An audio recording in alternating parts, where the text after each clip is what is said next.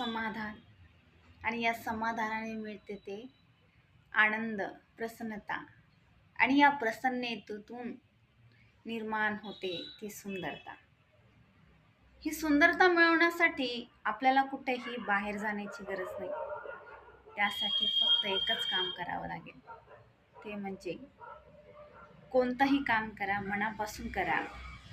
आणि मनापासून जर आपण कोणतंही काम केलं तर त्यातून आपलं मन आपोआप प्रसन्न होतं आणि प्रसन्न मनामध्ये प्रसन्नता नांदते, मन शुद्ध राहतं, प्रेमळपणा वाढतो आणि या आंतरिक सौंदर्यामुळे चेहऱ्यावर बाह्य सौंदर्यही निर्माण येतं आणि फुलून दिसतं.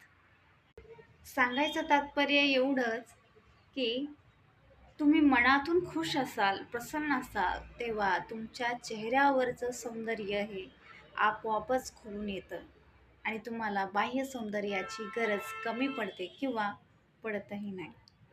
असं हे आंतरिक सौंदर्य प्रत्येकाने जपलं पाहिजे.